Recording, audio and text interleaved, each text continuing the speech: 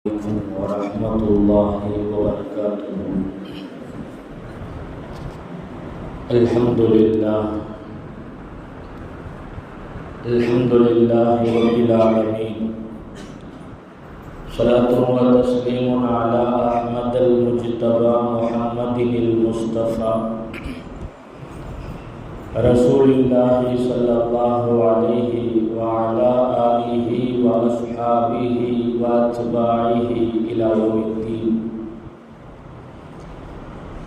فقد قال الله تبارك وتعالى في القرآن العظيم والفرقان المجيد بعد أعوذ بالله من الشيطان الرجيم بفضل بسم الله الرحمن الرحيم.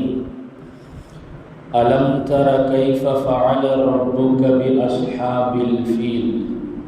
صدق الله العلي العظيم. وقال نبينا صلى الله عليه وسلم الدين النصيحة. صدق رسوله النبي الكريم ونحن على ذلك من الشاهدين والشاكرين والحمد لله رب العالمين. சர்வ புகழும் ஏகவல்லோன் அல்லாஹ் ஒருவனுக்கே உரித்தாவதாக. ஈருலகத் தலைவர் எம்பெருமானார் முஹம்மதுர் ரசூலுல்லாஹி ஸல்லல்லாஹு அலைஹி வஸல்லம் அன்னவர்கள் மீது, அன்னவர்களின் வழிவாழ்ந்த உத்தம சத்திய சஹாபாக்கள், தாபியீன்கள், தபஉத் தாபியீன்கள், நாதாக்கள், சுஹதாக்கள், நல்லவர்கள், குறிப்பாக நம்மவர்கள் மீதும் நம்மை நேசிக்கின்றவர்கள் மீதும் நாம் நேசிக்கின்றவர்கள் மீதும் அல்லாஹ்வின் வற்றா கருணை என்றென்றும் குன்றாமல் நின்று நிலவட்டுமாக. ஆமீன் ஆமீன் யா ரப்பல் ஆலமீன். சங்கைக்கும் இறை பொருத்தத்திற்கு முறித்தான அல்லாஹ்வின் நல்லடியார்களே, அருமை முஃமினீன்களே, அல்லாஹ்வுடைய தூதர் முஹம்மதுர் ரசூலுல்லாஹி ஸல்லல்லாஹு அலைஹி வஸல்லம் அவர்கள் எந்த ஆண்டில் எந்த வருடத்தில் பிறந்தார்கள் என்கிற கேள்விக்கு வரலாற்று ஆசிரியர்கள் எல்லோரும் ஏகோபித்து சொல்கிற ஒரு பதில், முஹம்மதுர் ரசூலுல்லாஹ் ஸல்லல்லாஹு அலைஹி வஸல்லம் அவர்கள் யானை ஆண்டில் பிறந்தார்கள் என்று சொல்கிறார்கள். யானை ஆண்டு என்று ஒரு வருடத்தை கணக்கிட்டிருக்கிறார்கள். அந்த ஆண்டிற்கு யானை ஆண்டு என்று பெயர் சூட்டியிருக்கிறார்கள். காரணம் என்ன நமக்கு தெரியும். கஅபத்துல்லாவை, இறையில்லமாம் புனித கஅபாவை தகர்ப்பதற்காக வேண்டி ஒரு பெரும் படையை திரட்டி கொண்டு வந்த யானை கூட்டம், அந்த கூட்டத்திற்கு தலைமை ஏற்று வந்த அபரஹா, கஅபத்துல்லாவை தகர்ப்பதற்காக வேண்டி அவர்கள் வந்தார்கள். யமன் தேசத்திலிருந்து புறப்பட்டு வந்தார்கள். இறையில்லத்தை தகர்ப்பதற்காக வேண்டி வந்தவர்கள் என்ன கதிக்கு ஆளானார்கள் என்பதையெல்லாம் அல்லாஹ் அல் குர்ஆனிலே சொல்லுகிறான். சூரா அல் ஃபீல், யானை என்ற ஒரு அத்தியாயமே இருக்கிறது. சூரா அல் ஃபீல். அலம் தர கைஃப ஃபஅல ரப்புக பி அஸ்ஹாபில் ஃபீல். அல்லாஹ் கேட்கிறான், நபியே, அந்த யானை கூட்டத்தார்களை அல்லாஹ் என்ன செய்தான் என்பதை நீங்கள் பார்க்கவில்லையா என்று அல்லாஹ் கேட்கிறான். கஅபாவை தகர்ப்பதற்காக வேண்டி படை திரட்டி வந்தான் அபரஹா.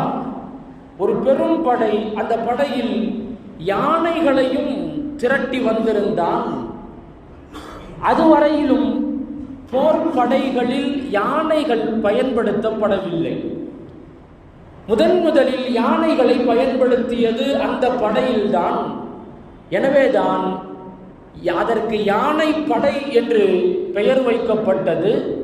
அந்த நிகழ்வு நடந்த அந்த வருடத்திற்கு யானை ஆண்டு என்று பெயர் வைக்கப்பட்டது. இந்த நிகழ்வெல்லாம் நமக்கு தெரியும்.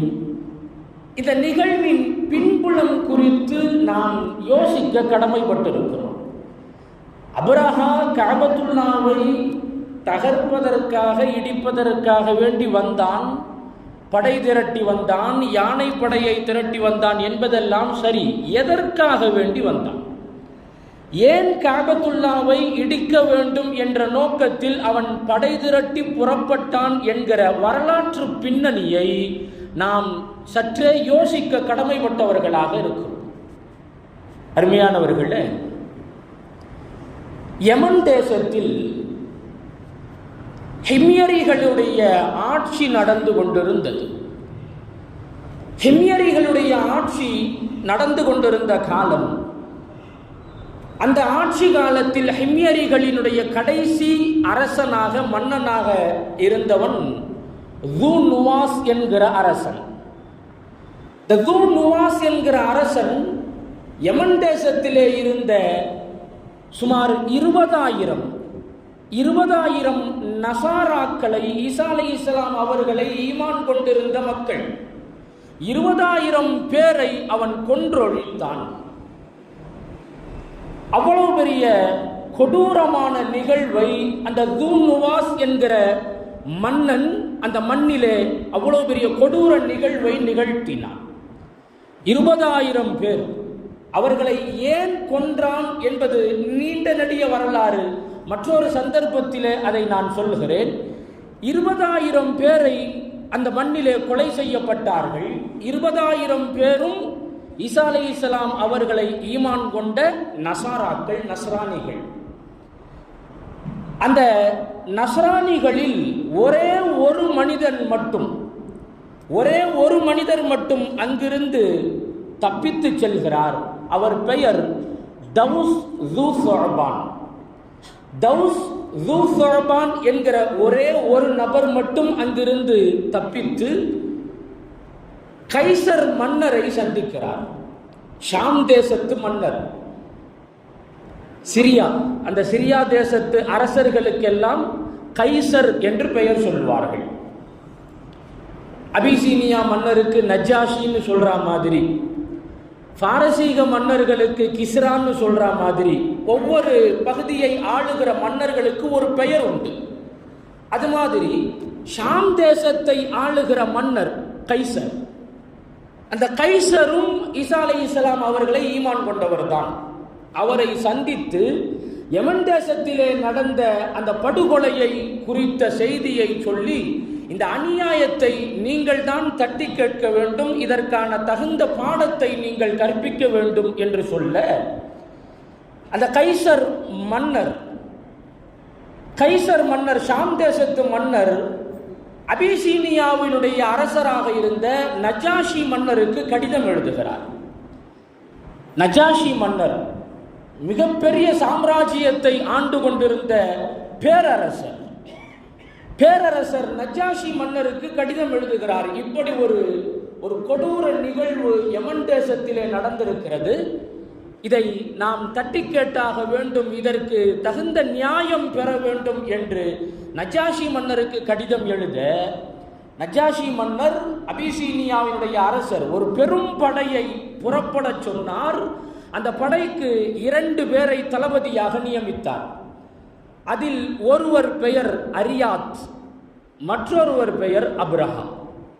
இந்த 2 பேரும் அந்த பெரும் படைக்கு தளபதிகளாக பொறுப்பேற்று யமன் தேசத்திற்கு புறப்பட்டு போகிறார்கள்.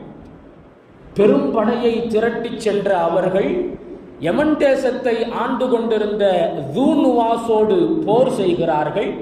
அந்த போரிலே ஹிம்யரிகளினுடைய கடைசி மன்னனாக இருந்த து நுவாஸ் கொல்லப்படுகிறான். கடலிலே தூக்கி வீசப்பட்டு கொல்லப்படுகிறான். ஹிம்யரிகளினுடைய ஆட்சி யமன் தேசத்திலே முடிவுக்கு வந்தது. போருக்காக வேண்டி சென்ற இந்த 2 பேரும், அரியாத்தும் அப்ரஹாவும், நஜாஷி மன்னரினுடைய நியமன அதிகாரிகளாக அங்கே ஆட்சி புரிய ஆரம்பித்தார்கள். அரியாத் அவர் தலைமை நிலை அதிகாரியாகவும் அப்ரஹா துணைநிலை அதிகாரியாகவும் யமன் தேசத்திலே ஆட்சி புரிகிறார்கள். சில காலம் நகர்கிறது. இவர்கள் இருவருக்கும் மத்தியிலே பதவி பேராசை ஏற்பட்டு போக இந்த ரெண்டு பேருக்கு இடையில கடுமையான சண்டை, கடுமையான யுத்தம். நீயா நானா, ஒன்று இருந்தா நீ இருக்கணும், இல்லைன்னா நான் இருக்கணும். கடுமையாக அவர்களுக்கு மத்தியிலே பிரச்சனை பூதாகரமாக வெடிக்க ரெண்டு பேரும் ஒரு முடிவுக்கு வந்தாங்க. படைகளை திரட்டி போர் செய்வதெல்லாம் வேணாம், நம்ம ரெண்டு பேரும் நேருக்கு நேராக மோதுவோம். யார் ஜெயிக்கிறாங்களோ, யாரை வீழ்த்தி யார் வெற்றி பெறுகிறாரோ அவர் இந்த யமன் தேசத்தினுடைய நிலத்தை கைப்பற்றிக் கொள்வார், அவர் ஆட்சி புரிவார். இந்த உடன்படிக்கையை ஏற்றுக்கொண்ட இருவர் தம்மில் பரஸ்பரம் சண்டை செய்கிறார்கள், யுத்தம் செய்கிறார்கள். அந்த யுத்தத்தில் அப்ரஹா அரியாத்தை கொலை செய்கிறான். யமன் தேசத்தினுடைய ஆட்சியை அப்ரஹா கைப்பற்றினான். அந்த அரியாத்து யமன் தேசத்தினுடைய அதிகாரியாக நியமிக்கப்பட்டது நஜ்ஜாஷி மன்னரால் நியமிக்கப்பட்டார். நஜ்ஜாஷி மன்னரினுடைய நியமன அதிகாரி அரியாத், அவருடைய துணைநிலை அதிகாரி தான் அப்ரஹா. தனக்கு மேல் இருந்த தலைமை அதிகாரியை கொலை செய்துவிட்டு கொன்றொழித்துவிட்டு யமனின் ஆட்சியை கைப்பற்றியவன் அப்ரஹா. இந்த செய்தியை கேள்விப்பட்டதும் நஜ்ஜாஷி மன்னர் அப்ரஹாவிற்கு கடிதம் எழுதுகிறார். கடிதத்திலே எழுதுகிறார், நான் எந்த நோக்கத்திற்காக வேண்டி உங்களை நான் அனுப்பினேன், அங்கே என்ன பெரிய காரியத்தை நீங்கள் செஞ்சிருக்கிறீங்க, மாபாதக செயலை நீங்கள் செய்திருக்கிறீர்கள். நிச்சயமாக அந்த யமன் தேசத்து மண்ணை நான் மிதிக்கிற நாளில் உன்னுடைய முன்னெற்றி ரோமத்தை பிடித்து தரதரவென இழுத்து வருவேன் என்று கடிதம் எழுதுகிறார். யமன் தேசத்து மண்ணிலே என் கால் படுகிற அந்த நாளில் உன்னுடைய முன்னந்தலை முடியை பிடித்து நான் இழுத்து வருவேன் என்று சொல்கிறார். கடிதத்தை பார்த்ததும் பதறிப்போனான் அப்ரஹா. நிலைமையை சமாளிப்பது எப்படி? அப்ரஹா கொஞ்சம் ரொம்ப புத்தி சுவாதீனம் உள்ளவர், ரொம்ப பெரிய தந்திரக்காரன். என்ன செஞ்சான்னா, நஜ்ஜாஷி மன்னரை சமாதானப்படுத்துவதற்காக வேண்டி ஏராளமான அன்பளிப்புகளை எல்லாம் திரட்டி ஒரு குழுவினரை அபிசீனியாவிற்கு நஜ்ஜாஷி மன்னரை சந்திப்பதற்காக வேண்டி அனுப்புகிறான்.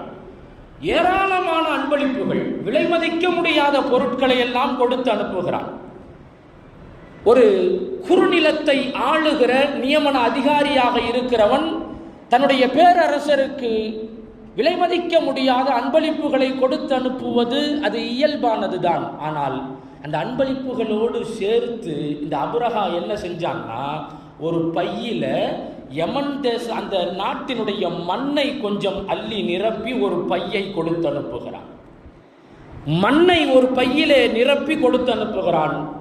தன்னுடைய முடியை, முன்னந்தலையினுடைய முடியை கத்தரித்து அதையும் ஒரு கொத்தை, ஒரு பிடியை நஜ்ஜாஷி மன்னருக்கு கொடுத்து அனுப்புகிறான்.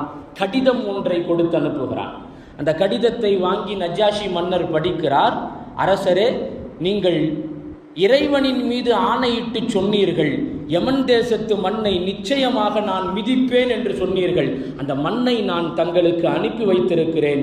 அந்த பையை நீங்கள் மிதித்து கொள்ளுங்கள். உங்களுடைய சத்தியத்தை நிறைவேற்றியதாக ஆகிவிடும். என் முன்னந்தலை ரோமத்தை பிடித்து இழுப்பதாக நீங்கள் சொன்னீர்கள். அதையும் கத்தரித்து நான் அனுப்பியிருக்கிறேன். நான் எப்போதும் உங்களுடைய கட்டுப்பாட்டிலே இருப்பவன் தான் என்பதை நீங்கள் உறுதி செய்து கொள்ளுங்கள். நீங்கள் இந்த சத்தியத்தை நிறைவேற்றுவதற்காக இவ்வளவு தூர பயணம் தேவையில்லை, நானே அனுப்பியிருக்கிறேன். அத்தோடு என்னுடைய அன்பளிப்புகளையும் நீங்கள் தயவு கூர்ந்து ஏற்றுக்கொள்ளுங்கள் என்று ஒரு கடிதத்தை எழுதி அனுப்பினார். இதையெல்லாம் படித்ததும் நஜ்ஜாஷி மன்னர் கொஞ்சம் சாந்தமாயிட்டார்.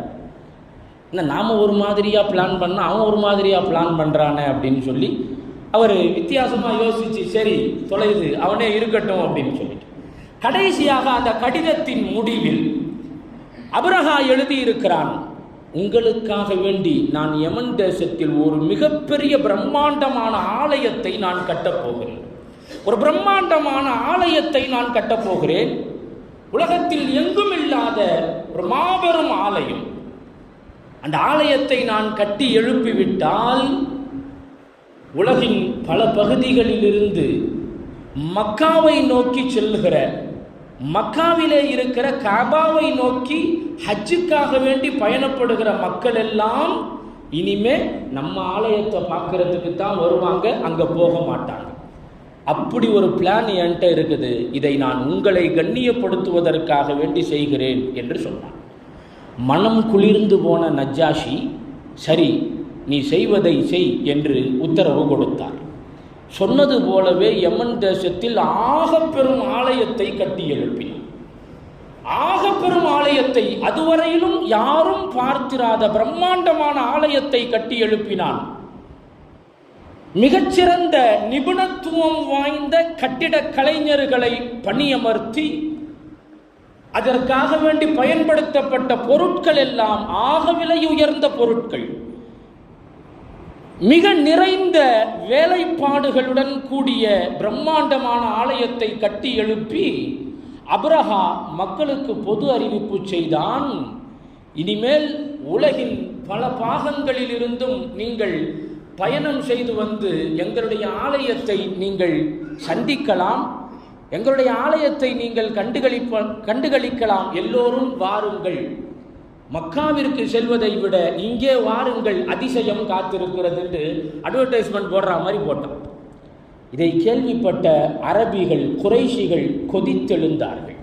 பொதுவாகவே அரபியர்களுடைய உள்ளத்தில் காபத்துல்லாவின் மீதான கண்ணியம் என்பது எல்லா காலத்திலேயும் அவர்களுடைய மனதிலே நிறைந்திருந்தது. காபத்துல்லா அப்படின்னா அதற்கான கண்ணியம் அரபிகளிடத்தில் எப்போதும் இருந்திருக்கிறது.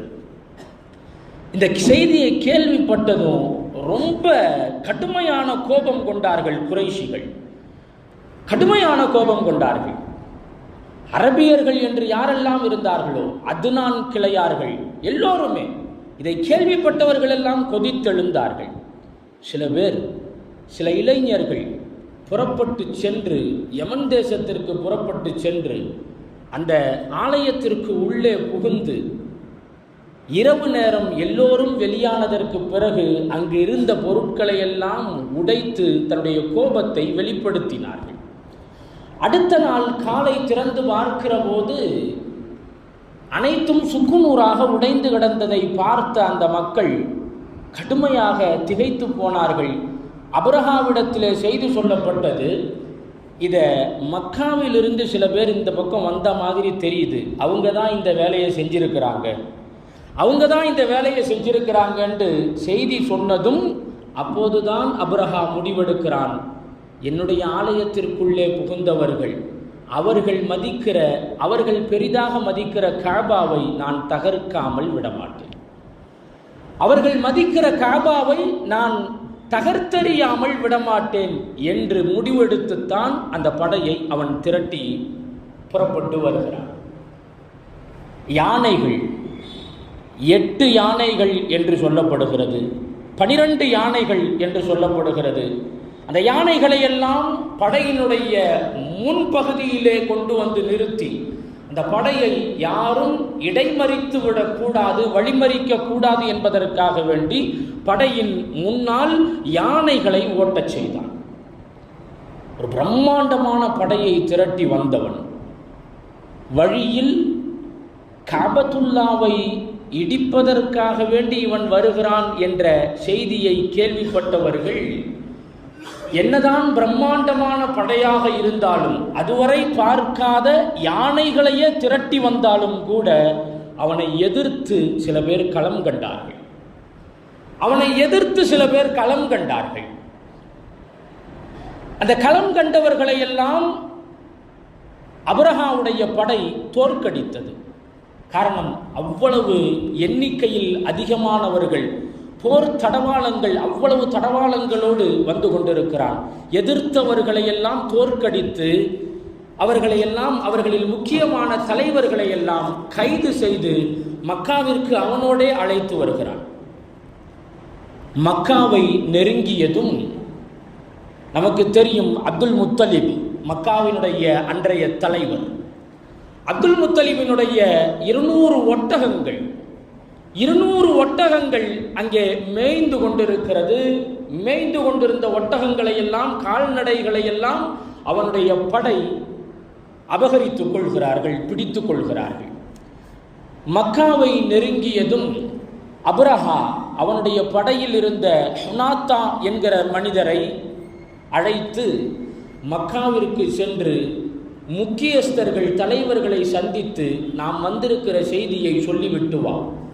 இந்த படை வந்திருப்பதன் நோக்கம் கஅபாவை தகர்ப்பதற்காகத்தான், உங்களோடு போர் செய்வதற்காக அல்ல என்கிற செய்தியை சொல்லிவிட்டு வா. நீங்கள் தடுத்தால் உங்களோடு போர் செய்ய வேண்டியிருக்கும் என்கிற செய்தியை சொல்லிவிட்டு வா என்றான். வந்து மக்காவினுடைய தலைவர்களை சந்தித்து செய்தியை சொன்னதும் எல்லோரும் திரண்டு வந்தார்கள். அப்ரஹாவை அப்துல் முத்தலிபினுடைய தலைமையில் மக்காவினுடைய முக்கியஸ்தர்கள் வந்து சந்திக்கிறார்கள். அப்துல் முத்தலிப் அவர்களை பார்த்ததும் அப்ரஹா தன்னுடைய வாகனத்தில் இருந்து கீழே இறங்கினான். அப்துல் முத்தலிப் பார்ப்பதற்கு மிக கம்பீரமான தோற்றத்தில் இருப்பார்கள், மிக அழகிய தோற்றத்தில் இருப்பார்கள்.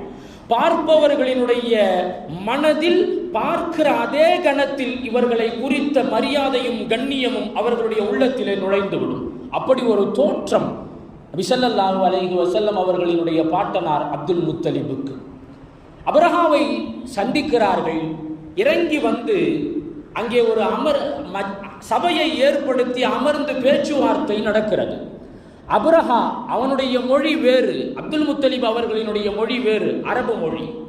இருவருக்கும் தம்மில் பேசிக்கொள்வதற்காக வேண்டி இடையிலே ஒரு மொழிபெயர்ப்பாளரை அமர்த்துகிறார்கள். அப்துல் முத்தலிப் அப்ரஹாவிற்கு சொல்கிறார்கள், நீங்க வந்த நோக்கத்தை நான் கேள்விப்பட்டேன், அந்த நோக்கத்தை நீங்கள் மாற்றிக்கொள்ளுங்கள். கொஞ்சம் பேச்சுவார்த்தை நடத்துகிறாங்க, அப்படி வேண்டாமே, இது எங்களுடைய, நாங்கள் பெரிதும் மதிக்கிற எங்களுடைய ஆலயம், எங்களுடைய வணக்க ஸ்தலம், முடியாதுன்னு சொல்கிறாங்க. எவ்வளோ பேசி பார்த்து முடியாது. சரி, நீங்கள் பிடித்து வைத்திருக்கிற என்னுடைய ஒட்டகைகளை நீங்கள் என்னிடத்திலே திரும்ப கொடுங்கள். அப்ரஹா சொன்னான், கஅபாவை விட உங்களுக்கு அந்த 200 ஒட்டகமா பெரிசு? கஅபத்துல்லாவை விட 200 ஒட்டகம் உங்களுக்கு பெருசா போச்சால்? அப்துல் முத்தலிப் அவர்கள் சொன்னார்கள், இந்த 200 ஒட்டகங்களுக்கு உரிமையாளன் நான், அதை நான் மீட்டாக வேண்டும். கஅபத்துல்லாவிற்கு உரிமையாளன் ஒருவன் இருக்கிறான், அதை நிச்சயம் அவன் பாதுகாத்துக் கொள்வான் என்று சொன்னார்கள். நிச்சயம் அவன் பாதுகாத்துக் கொள்வான். ஒட்டகங்கள் திருப்பி தரப்பட்டது. இருந்தாலும் மக்காவினுடைய தலைவர்கள், பெரும் தலைவர்கள், தனவந்தர்கள், பணம் படைத்தவர்கள், செல்வந்தர்கள் எல்லாம் அப்ரஹாவிடத்திலே மீண்டும் பேச்சுவார்த்தை நடத்துகிறார்கள்.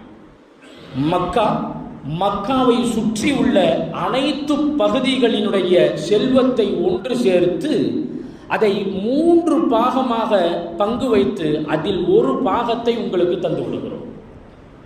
மக்காவினுடைய செல்வமும் அதை சுற்றியுள்ள பகுதிகள் அனைத்து வளங்களையும் ஒன்று சேர்த்து 3 பாகமாய் பிரித்து அதில் ஒரு பாகத்தை முழுமையாய் உங்களுக்கு தந்து விடுகிறோம். இந்த முடிவை நீங்கள் கைவிட்டு விடுங்கள் என்று சொன்னார்கள். அப்ரஹா முடியாது என்று சொன்னான். முடியாது, எவ்வளவோ பேசி பார்த்தும் அவன் ஒத்து வருவதாக தெரியவில்லை. அனைவருமே எழுந்தார்கள்.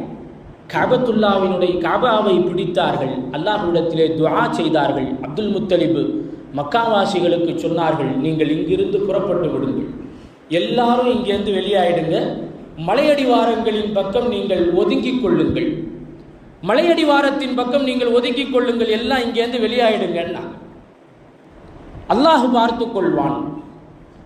கஅபாவை அவர்கள் நெருங்குகிறார்கள். ஓட்டி வந்த யானைகளும் கால்நடைகளும் கஅபத்துல்லாவை நெருங்குவதற்கு மறுக்கிறது. வேறு எந்த திசையை நோக்கி அந்த வாகனத்தை, கால்நடையை செலுத்தினாலும் அது வேகமாக விரைந்து செல்கிறது. கஅபாவின் திசையை நோக்கி நகர்த்தினால் ஒரு அடி எடுத்து வைக்க மறுக்கிறது. கொஞ்ச நேரத்தில் அல்லாஹுடைய குத்ரத் வெளிப்பட்டது. அல்லாஹு தஆலா அபாபீல் என்கிற பறவைகளை அல்லாஹ் அனுப்பினான். அபாபீல் என்கிற பறவைகளை அல்லாஹ் அனுப்பினான். ஒவ்வொரு பறவையிடத்திலேயும் 3 பொடிக்கற்கள் இருந்தது. 3 பொடிக்கற்கள், சுடுகற்கள். அதனுடைய அலகிலே கொத்தி தின்கிற அழகிலே ஒரு கல்லும் 2 கால்களிலே 2 கற்களை பிடித்து ஒவ்வொரு பறவையும் 3 கற்களை சுமந்து வந்து அந்த காபாவை தகர்ப்பதற்காக வேண்டி வந்த படையினரின் மீது அப்படியே போட்டது. அந்த கல் யாரின் மீதெல்லாம் பட்டதோ அவர்களினுடைய உறுப்புகள் சிதறி கீழே விழுந்தது. கை தனியாக, கால் தனியாக சிதறுண்டு போனார்கள், சிதைந்து போனார்கள், அப்படியே மண்ணிலே விழுந்து மாண்டு போனார்கள். அந்த மக்கத்து மண்ணிலே நடந்த மிக ஆச்சரியமான, வரலாற்றில் மறக்க முடியாத பெரு நிகழ்வு இந்த நிகழ்வு. உடனே அதே மண்ணில் மாண்டு போனவர்களும் உண்டு. கல் அவர்களின் மீது விழுந்து பெரும் காயம்பட்டு அங்கிருந்து தப்பி ஓடலாம் என்று ஓடி சிறிது தூரம் சென்றதற்கு பிறகு மரணித்து போனவர்களும் உண்டு.